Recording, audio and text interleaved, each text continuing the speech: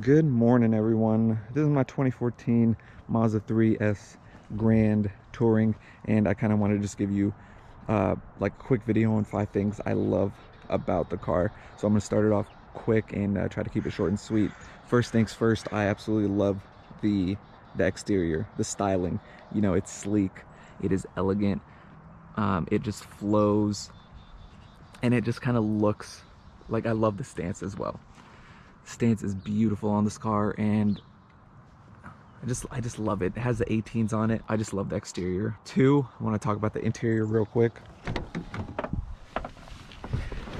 So for the interior here, everything kind of has its place. So when you're looking in this area, this is specifically just for climate control. You know, you can turn on your heater, your AC, all of that is here. And then you've got your heated seats. Everything up here is just related to, has your speedometer, your odometer, your trip mileage, fuel economy, temperature, all that. And then you've got your pop-up display. Let me turn it on.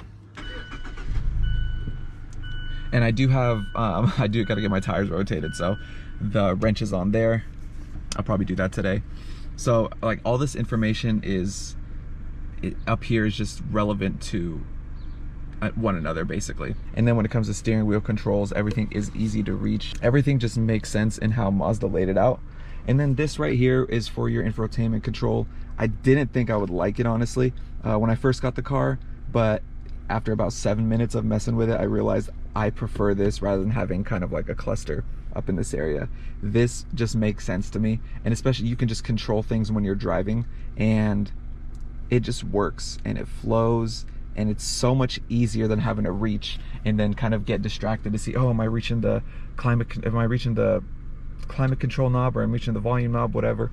This just makes sense because like this will control where things are going, and this is going to control your volume, and that's pretty much it. The only things you have to worry about, and they're about 3 times the size. Like this is 3 times smaller than this, so things just make sense in how the interior is laid out. Third thing I want to talk about is the features of the car. This has the Bose sound system, you see right there. It has LED running lights, adaptive headlights, and just a good amount of space, if you'd even call that a feature. I'm not going to show you the back right now just because it is kind of messy, and but when you lay down the seats, there is a good amount of space. I'll show you the LED headlights. The LED headlights, honestly, I feel like are beautiful in how they look. It's not just a strip. You kind of have this strip right here, and then you have this little halo around the headlight. And the adaptive headlights, these do have HIDs, so your lights come on at night and you are going around corners or whatever it may be, and your lights will turn in whatever direction that you're turning, basically, in order to give you a little light in that area. And it's not like a major turn, it's just like a slight shift. Fourth thing, we're gonna talk about the handling of this car. It handles so well, especially for being like a front wheel drive car with 180 something horsepower. It handles so well. It hugs the road. It feels engaging when you're driving it. It doesn't feel like you're just kind of floating, and your whole body's rolling when you're going into a corner. It handles so well, and it's actually kind of surprising. It is super fun to drive. If you guys like look into it a little bit, aren't interested in buying a Mazda 3, they're just known for making fun cars to drive, and this is kind of no exception with it. I knew that going into it, but I've had so much fun driving this car, and I've had economical cars in the past, and this one has just been the most fun to drive. I had a 2007 Honda Civic that I actually really enjoyed driving, a couple cars before this, but after having this one, it's just kind of like a night and day difference. It just handles so much better. And then the last thing I want to talk about is the fuel economy.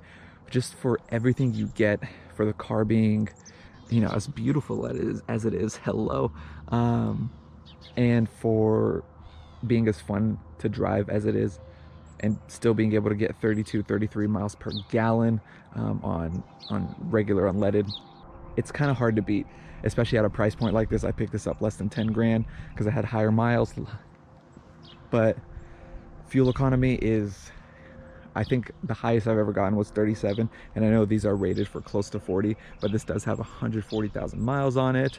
And I don't, obviously there's different factors that play into it, you know, with elevation and type of gas and whatever it may be, wind drag and whatever. But either way, I'm not complaining. This cost, at the moment, April or May 2nd, 2020, this cost me about, I don't know, $24 to fill up or something like that. It's only a 13-gallon tank, and if I run it to empty, that's about what it costs.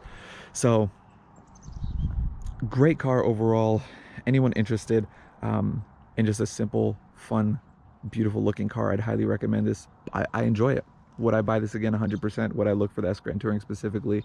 Yes. It has the 2.5. It has all the nice, cool, pretty features, the adaptive headlights, the Bose sound system, the LED running lights. It has the 18s, the turn signals on the mirrors, all that stuff. So would I buy this again? 100%. Even though I do have some complaints, which I will cover in another video. But that's pretty much it, guys. Thanks for watching. I'll talk to you soon.